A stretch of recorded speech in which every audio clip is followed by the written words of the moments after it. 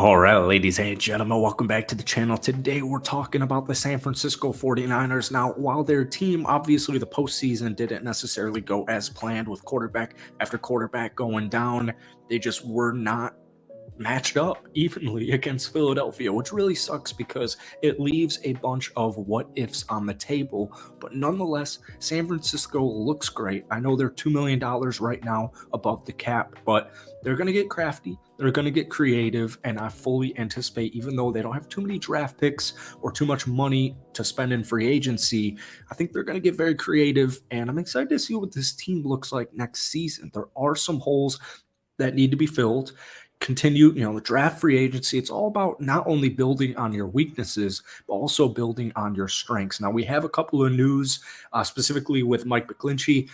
Reportedly, it is not looking like he's going to be coming back. We'll talk about that a little bit later on in the video. We have some draft possibilities. We have some free agent possibilities. So before we get into today's video, if you guys enjoy it, be sure to hit that like button, hit that sub button if you enjoy it. Now, here's the thing.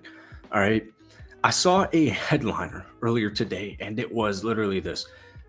GM John Lynch believes that the 49ers might have to look into the quarterback market. Now, at face value, I took that as, oh no, what are they doing? Are they gonna possibly trade Trey Lance and have Brock Purdy be the startup? No, it just means that, due to what happened in the playoffs, not having the proper quarterback depth, it really wasn't even proper quarterback depth. It was just more so the absolute worst case scenario. You want to put yourself in a better situation. So I know they don't have much money to spend, but I anticipate Jimmy G's gone, but the only quarterbacks on this team won't be Trey Lance and Brock Purdy, which is good because, Trey Lance cleared for OTAs. Brock Purdy had a stellar end to his regular season. He had a pretty great postseason as well. Didn't make too many mistakes. And for a 7th round rookie, he had a phenomenal season. So like I said, there's just a bunch to be excited about with this San Francisco 49ers team. As far as news goes, outside of that, we do have, according to Mayako, NBCS, 49ers are expecting right tackle Mike McGlinchey to leave in free agency. So when we take a look at a couple of moves that San Francisco could be looking to make, whether it is in the draft with their limited picks or in free agency with their limited money, the offensive tackle position is certainly circled. All right, certainly circled. Now, the good news is this is a very deep draft in general. There are plenty of offensive tackles, like day one starters, ready to be drafted. Now, I'm not saying they're going to trade up, but I know having the third pick, your first pick being in the third round, I should say, not third pick, is not ideal. But judging from how this team has drafted in previous seasons, I mean, just top to bottom, this is a phenomenal organization, whether it's management, whether it is the coaching staff, whether it's the players developing their young talent. It's not the end of the world. Now, obviously, the 49ers are, would love to have him back, but it is looking highly likely that he will be leaving in free agency. So that's certainly a need that needs to be addressed, the offensive tackle. Now, I've long form talked about this before in a Niners video, offseason video. We'll briefly touch on it in today's. Nick Bosa, he's about to get paid in this offseason, so that's where a lot of this lack of money comes from. Obviously, there's just a bunch of talent on this team right now. The thing is, he's going to get extended, and they also need more pressure on the quarterbacks. All right, Nick Bosa accounted for just under 50% of their team's sacks, and I know Nick Bosa is literally like a defensive player of the year player, but I think they need some help as far as getting to the rusher. Now, there are some guys ready to go, but at the same time, there are some guys leaving in free agency. So just a brief touch up on that. Now, the tight end position is interesting because clearly you have George Kittle, and he is coming off just quite literally a phenomenal season. He even had a great postseason. The thing is, you want to continue to build on your strengths. There aren't too many tight ends on this team that are ready to come in.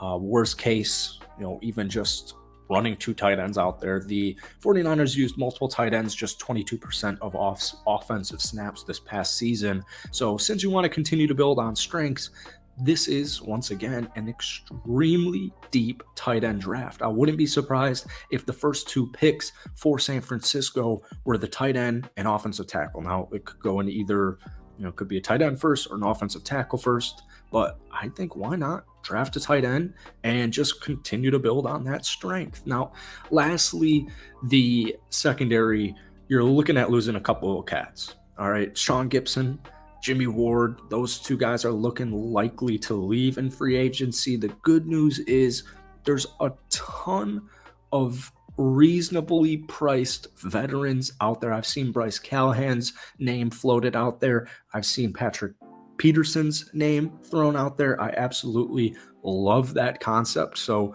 who knows what's going to happen? But either way, San Francisco is looking extremely good right now. Now, let's just do a brief touch on the quarterback position, because you have Trey Lance supporters, you have Trey Lance skepticism. He has not gotten a fair share so far in his brief NFL career due to injuries or what have you, but it is nonetheless a phenomenal problem to have. Phenomenal problem to have. All right. Brock Purdy in 9 games played. He didn't have 9 starts.